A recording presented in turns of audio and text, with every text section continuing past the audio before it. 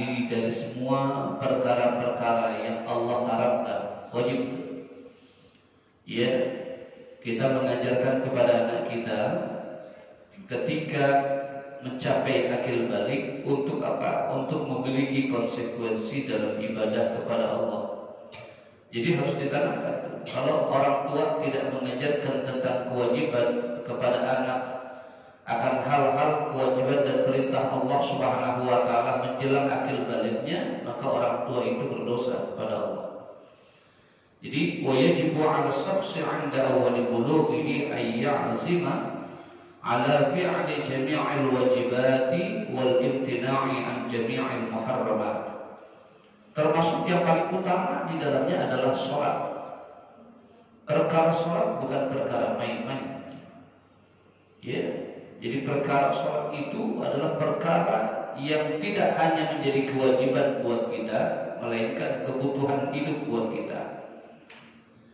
Kalau kita merasa sholat itu kebutuhan buat kita, kapanpun kita, sesibuk apapun kita, pasti kita akan melaksanakan perintah sholat itu. Tidak ada alasan apapun. Ya, karena sudah menjadi kebutuhan kita. Kayak seperti makan gitu.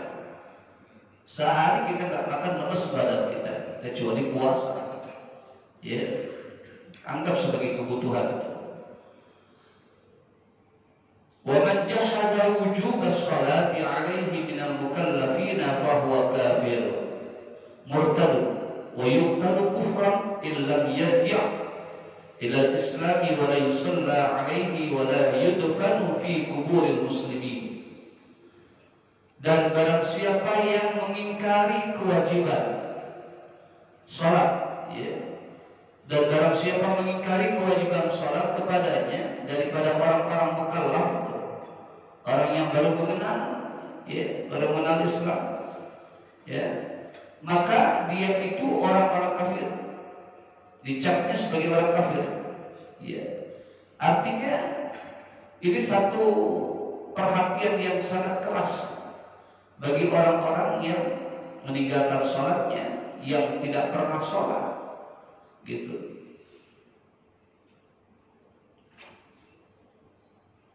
Selain kafir apa? Lagi murtad.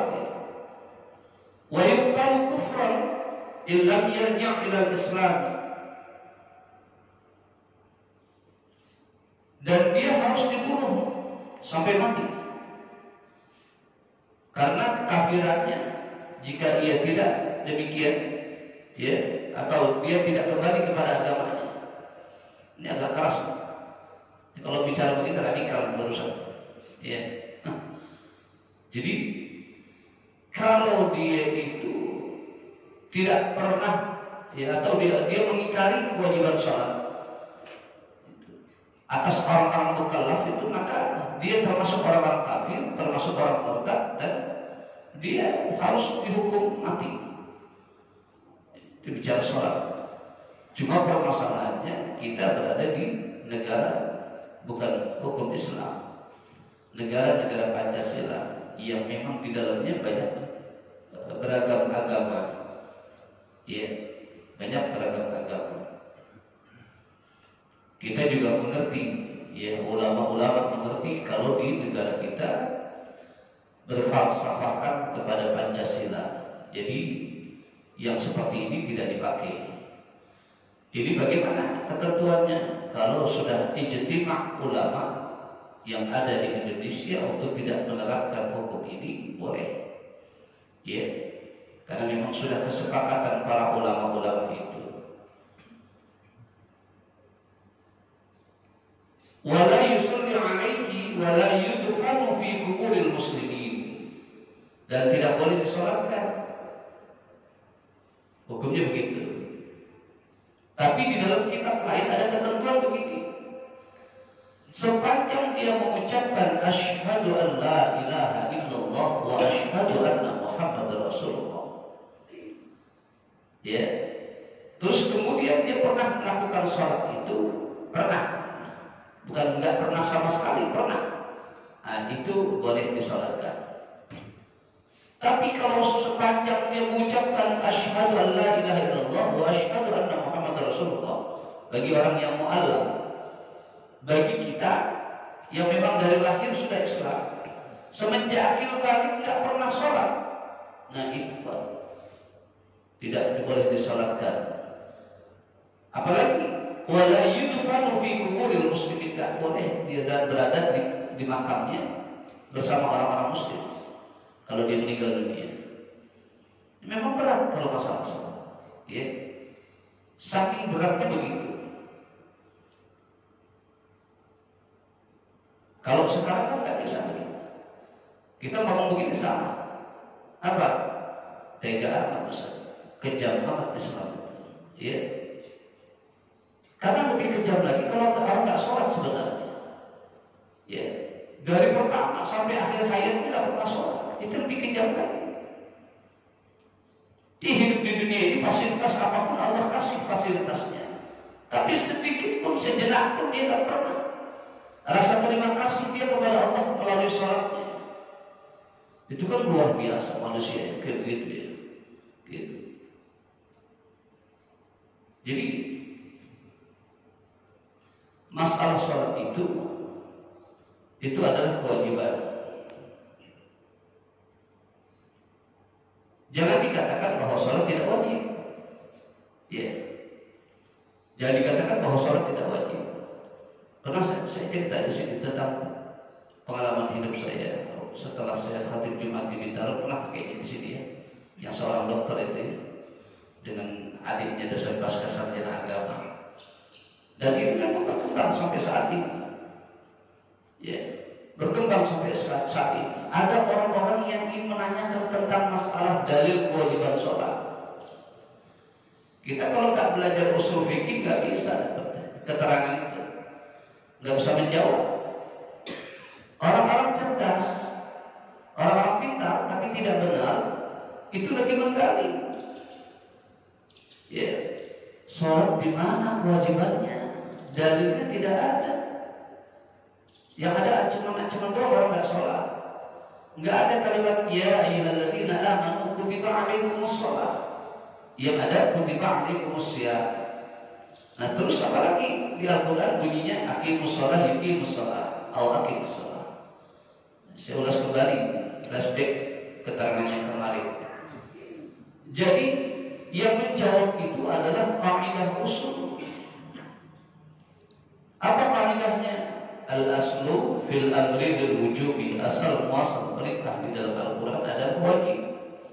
Aqimus sholah, dirikanlah, itu fil amr, ya, kata perintah. Aqimus sholah, yuqimus sholah, atau aqimus sholah, dirikanlah sholat, itu kata perintah, wajib dilakukan. Kalau tidak ada konsekuensinya, banyak penjelasan kalau itu setelah itu, penjelasan di Al-Quran, penjelasan di hadis. Ada yang mengatakan fawaidul lil musallin, itu baru mengalihkan sholat, belum meninggalkan sholat. Sudah ada perkara ancaman dari Allah Subhanahu wa taala. Ya. Jadi tentang masalah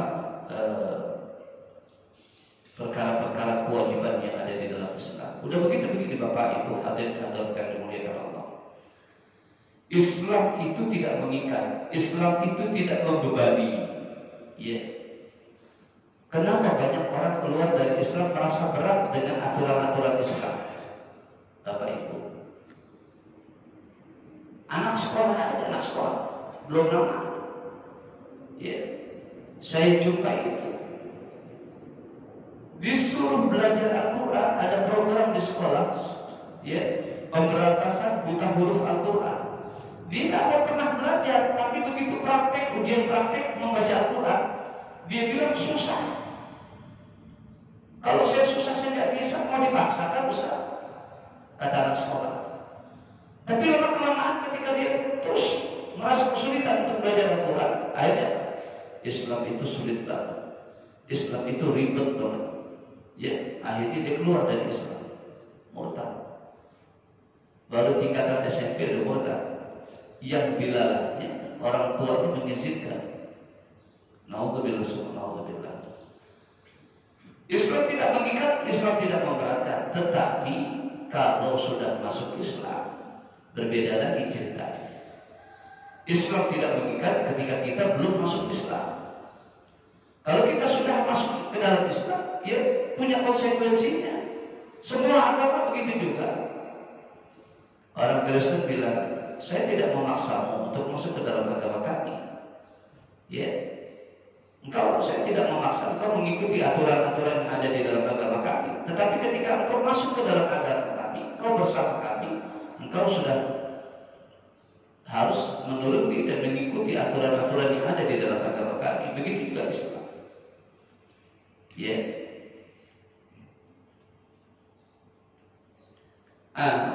Yang tadi ketika dia mengingkari sholat itu, wala yudfanu fi kuburil muslimin, kepada jenazahnya, dan tidak boleh dikuburkan ya bersama kubur orang-orang muslim.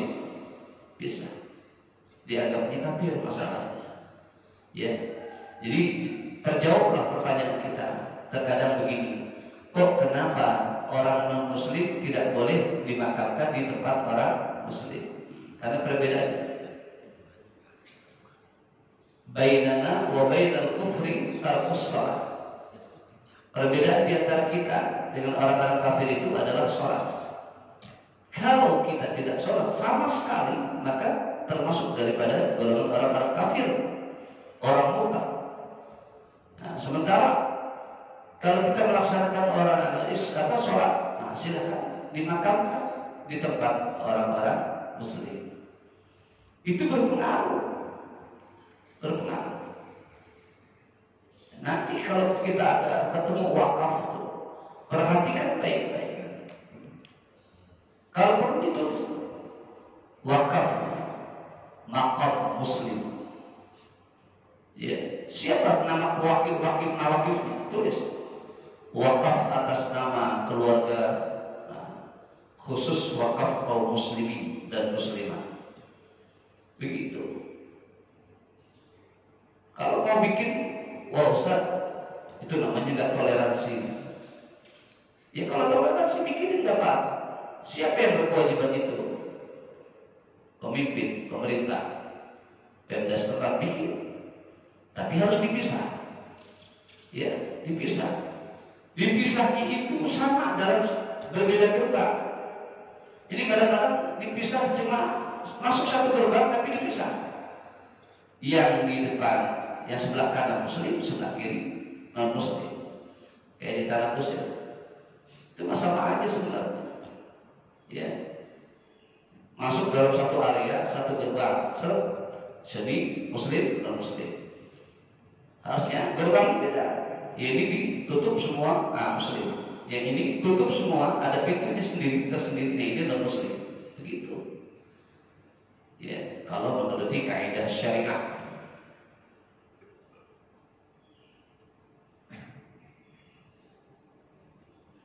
Fa'il lam yajib wujubaha wa akhkharha 'an waqtiha bila 'udhrin. Maka jika ia tidak mengingkari pada kewajiban salat, lalu kemudian bahkan dia mengakhirkannya dari waktunya tanpa ada sebab, tanpa ada uzur, tanpa ada illah, fahuwa mu'minun fasiqun, bagi orang-orang yang artinya mengakhirkan, melalaikan salatnya, maka dia seorang mukmin yang durhaka. Ya, seorang mukmin yang durhaka kepada Allah Subhanahu wa taala. Memang ada di dalam kitab lain juga, ketika kita melalaikan, ancamannya adalah fawailul lil musalli alladzina hum an salatihim sahun. Ya, neraka wail bagi mereka orang-orang yang melalaikan salatnya. Ada keterangan beberapa ulama, kalau dia di dalam akhirnya dia kerjakan juga salatnya, ada keterangan dimaafkan oleh Allah Subhanahu wa taala. Betapa baiknya Allah itu. Udah diakhirkan masih diampuni oleh Allah. Tapi kalau keterangan di sini begitu. Jadi fahuwa mu'minun fasiqun. Jadi orang mukmin yang durhaka. Lakinnahu yuqtalu bi syurutin madhkurah. Tetapi dia harus dibunuh dengan syarat-syarat yang tersebut. Fil mutawwalati wa la tasqutu sholatu an ahadin wa la yashtadda 'alaihi al-maradu illa idza ghaba aqluhu bighairi ta'ammudin minhu.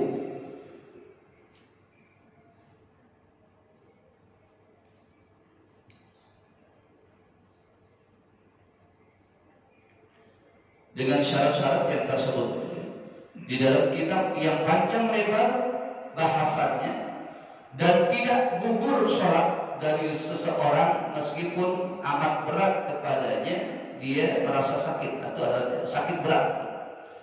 Jadi biarpun kita dalam keadaan kondisi sakit berat bahkan kritis, tetap kewajiban sholat itu ada. Kewajiban sholat itu putus ketika roh berpisah dari jasad kita.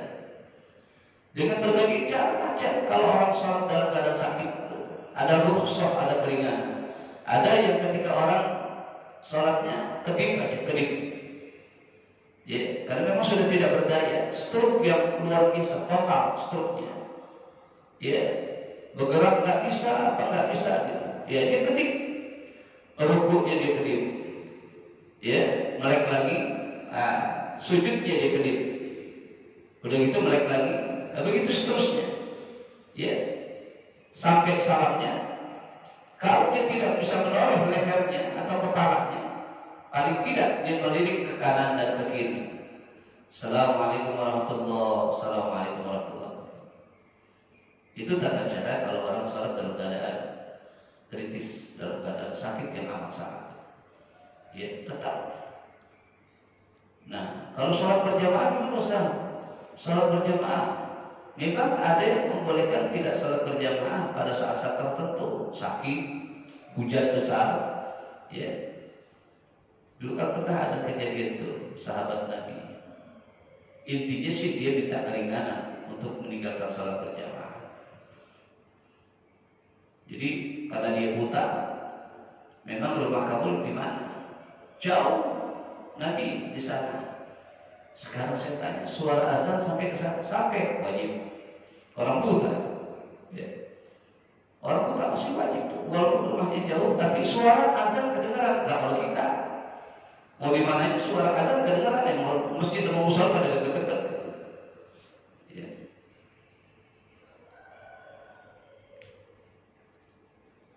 Jadi sakit itu, ya tetap dia untuk wajib sholat. Illa idza ghaba aqluhu bighairi ta'ammudin minhu, kecuali apabila hilang akalnya, ya dengan tidak sengaja daripadanya. Kalau hilang akal, misalnya mabuk, gila seketika, ya maka tidak wajib ya salat. Wala 'udhra lahu fi ta'khiriha fil hadri an waqtiha walau takatharat 'alaihi al-ashghal illa idza nasiyaha bighairi la'bin aw namin qabla dukhul waqtiha wa lam yantabihi illa ba'da fawatiha wa idza fatat shakhsan fariidatun bighairi 'udhrin, dan tidak ada uzur bagi seseorang itu dalam mengakhirkan salat waktu ada di rumah. Tidak ada, ya. Ini nggak boleh. Jadi pengertian dalam kitab Riyadul Badi'ah, kitab Irsyadul Ibad sama. Ada kadang boleh kita mengakhirkan waktu, maksudnya tidak berdosa ketika kita dalam perjalanan. Ya, kita dalam perjalanan sulit, amat sulit untuk menempuh sholat di luar. Kita memang ada di tol misalnya. Kalau sekarang sih masih udah banyak rest area. Atau kita di jalan mana lah yang tidak ada tempat istirahat, tidak ada masjid dan musola. Ya, perjalanan itu menempuh waktu yang lama sampai melewati zuhur dan asar misalnya kita berangkatnya. Maka dari semenjak zuhur itu dia berniat, saya akan mengerjakan sholat setelah saya sampai sana. Andainya waktu sholat asar baru mau akan tiba, dia sudah sampai, dia boleh mengerjakan zuhur saat itu di akhir waktu zuhur. Yang seperti ini tidak berdosa, ya. Akan tetapi harus diniatkan dari perjalanan. Ya. Makanya Bapak Ibu sekalian, kalau perjalanan kita sudah menempuh 90 km atau 89 km, biasakan dari rumah itu dengan niat nawaitus safar, saya niat dalam perjalanan. Mana? Min Pisana ila Cirebon misalnya, min Pisana ila Jogja. Jadi dia berniat. Kalau sudah niat itu, jadi tidak masalah. Ya, masuk dia dalam masalah jamak dan qasar. Kadang-kadang kita ziarah, kita pergi kemana-mana, kita tidak memanfaatkan fasilitas yang Allah kasih. Itu kan fasilitas. Makanya saya kalau lagi ngajak jamaah itu untuk ziarah kemana misalnya ke Cirebon, ya, yang jaraknya sudah melebihi daripada 89 atau 90 km, saya ajak berangkat naik mobil, tidak hanya doa naik kendaraan, tetapi doa. Ya, nawaitus safar min Pondok Cabe Ilir ila Jogja, ya, ila Cirebon. Nah, setelah itu baru kita berlaku buat kita jamak dan qasar. Ada sedikit pendapat ulama, kalau tidak pakai niat begitu nggak bisa kita. Ya, jamak qasar nggak bisa, nggak afdal. Udah begitu, kalau kita sholat di akhirnya kena dosa. Akhirnya diniatkan di sini, bahasanya diniatkan di sini. Ya. Jadi wala udhra lahu fi ta'khiriha fil hadari an waqtiha walau takatharat 'alaihi al-ashghalu illa idza nasiyaha. Sedikit lagi. Dan tidak ada uzur bagi seseorang itu di dalam mengakhirkan salat. Ya. Waktu ada di rumah, dari waktu sholat meskipun banyak sekali kepadanya berbagai pekerjaan. Saya kan sibuk dengan pekerjaan saya, ya dia di rumah, gitu ya, nggak bisa ada alasan. Illa ila nasiha, kecuali apabila ia lupa pada sholatnya, ya, la'bin aulamin, tidak dengan bermain-main atau ia tidur. Dia kalau tidur masih bisa. Qabla dukhuli waqtiha, sebelum masuk waktu salat. Walam yantahi illa ba'da fawatiha, dan ia tidak bangun kecuali sesudah luputnya waktu salat. Jadi boleh kalian begitu. Wa idza fatat shakhsan fariidatun bi ghairi 'udhrin, dan apabila luput pada seseorang suatu kefarduan tanpa ada udzur, wajib 'alaihi qada'uha, maka wajib dia untuk mengqada' salat 'ala al-fawri fa in fatathu bi 'udhrin, dengan segera, untuk mengqada'nya dengan segera. Fa in fatathu bi 'udhrin wajib 'alaihi qada'uha 'ala at-tarafi wal afdalu lahu al-mubadarah biqadaiha, dan maka wajib, ya, kepadanya mengqada' salat dengan perlahan-lahan. Itu kalau orang yang luput. Jadi fa'in fatatsu, maka jika dia luput salatnya karena tidur tadi, ya, dengan ada uzur, ya, ada sebab itu, ya, maka dia wajib kepadanya mengqada' salatnya, tetapi dengan perlahan-lahan. Boleh, ya, entar aja deh saya malam waktunya saya tahajud saya qada misalnya, boleh. Tapi kalau memang dia nggak ada uzur apa-apa, ya, dia meninggalkan sholat, dia ingat atau meluputkan waktu sholatnya, dia wajib menyegerakan qadanya itu, ya, wajib untuk menyegerakan qadanya.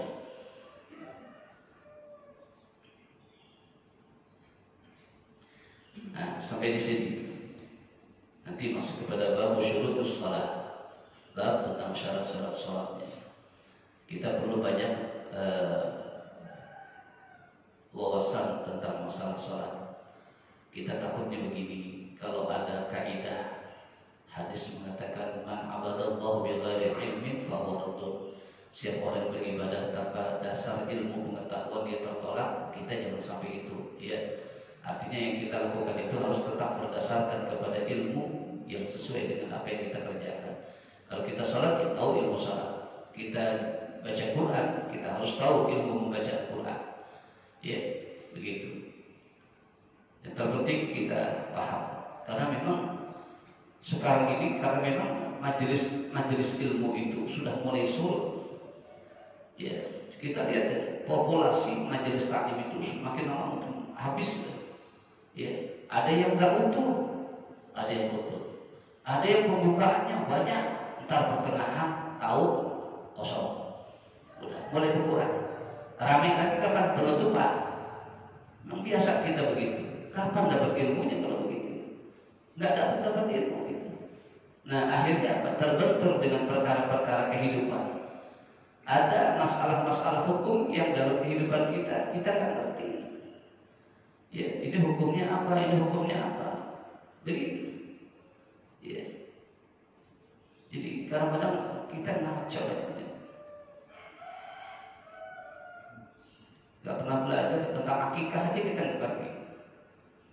Tentang sholat, lihat aja sholat berjamaah kita. Sampai sekarang, kalau ustadz itu kiai menyampaikan sesuatu risalah, dia kan nggak boleh punya niat risalah dia apa yang disampaikan orang harus pakai, nggak boleh, haram. Tugas dia adalah dakwah, jadi menyampaikan doang ya. Ya, namanya tabligh, menyampaikan doang. Sudah menyampaikan, sudah urusan yang mendengarkan dengan Allah. Tapi orang itu banyak yang nggak melakukan itu. Nasihat-nasihat daripada guru-gurunya. Dibilang kalau sholat berjamaah jangan mendahului gerakan-gerakan imam. Tapi nyatanya banyak banget orang salah. Ya, dibilang kalau sholat itu jangan banyak gerak, tapi gerak dulu sholat. Ya. Yang jadi rusak kalau imam juga banyak geraknya. Allahu Akbar. Ya, sambil baca dia goyang aja goyang imam. Bismillahirrahmanirrahim. Alhamdulillahirabbil alamin. Ar-Rahmanirrahim. Kaki goyang aja kaki. Ya, goyang kanan, goyang kiri. Nah ini bisa batal sholat begitu. Ya. Sekalipun bacaannya bagus, suaranya enak didengar. Ya, ada imam yang ragu, ada imam yang jadi mohon maaf ini kapasitas kita untuk menjadi imam itu memang secara awal bacaan kita harus bagus, makharijul hurufnya ada, sifatul hurufnya mengenal, ditambah lagi ilmu mujawadah lainnya harus dapat kita. Ini kita cuma beraninya doang. Ada orang tampil berani jadi imam tapi nggak memiliki kapasitas bacaan, akhirnya hancur sholatnya. Kesian jamaahnya. Kecuali dia dalam keadaan belajar, masih belajar nih, dia belajar tahap belajar, dia mau tampil misalnya, karena tidak ada orang misalnya, nggak boleh. Ya, jadi saya nyerempet ke sini karena memang harus kita sertai dengan ilmu pengetahuan. Kita malas ngaji itu malas. Di sini ada pengajian kita nggak pernah datang, di sana ada pengajian kita nggak pernah datang. Akhirnya kita butuh dengan pengetahuan agama. Iya. Yang ada sekarang apa? Orang ngaji kagak, istidlalnya, berdalilnya kuat. Sok berdalil, sok berfatwa. Iya. Ngaji kagak, berfatwanya iya hebat itu orang. Dari mana tuh ilmunya? Ya. Nah, jadi hadirin sekalian yang dimuliakan Allah ya sama-sama. Terus kita giatkan majelis-majelis ilmu di sini. Apalagi assalam, masya Allah ya. Semakin lama semakin membaik. Dengan adanya DKM, ya, Kiai Mustafa ini, kita berharap betul bimbingan beliau ada kegiatan-kegiatan yang positif yang mengajak kepada perubahan-perubahan, gitu. Karena memang kita diperintah dalam tafsir Ibnu Katsir dikatakan wal fikratu sa'atan afdalu min ibadatis sana. Berpikir sejenak untuk ibadah kita, untuk agama kita, afdalu min ibadatis sana, lebih utama daripada ibadah setahun. Kita kan nggak pernah berpikir tentang agama kita, tentang ibadah kita. Yang ada udah jalanin aja hidup. Ya, kalau orang Betawi bilang begitu, jalanin aja hidup. Bagaimana kalau urusan kita ke depan? Signal PA, agak bisa begitu. Ya, Allah yang ngatur itu ya tetap kita jalani. Nah, sampai sini ada pertanyaan barangkali? Ya. Dalam sholat berjamaah Iya. atau sendiri, berjamaah Anda, itu si makmum harus baca surah Fatihah dalam hati, apa mimik, apa di gimana? Ya, bacanya di dalam hati. Ketika di dalam hati, di dalam hati ketika setelah imam sebelum baca surah sempatkan makmum baca Fatihah. Makanya imam tumakninah itu tidak hanya pada gerakan, tumakninah itu ada pada bacaan pula. Jadi ketika imam mengucap waladdallin amin, jangan langsung baca imam. Tumakninah dulu sejenak sambil menunggu jamaah untuk membaca suratul Fatihah setidaknya setengah dia dapat. Ya, indah Pak kalau ada imam begitu. Waladdallin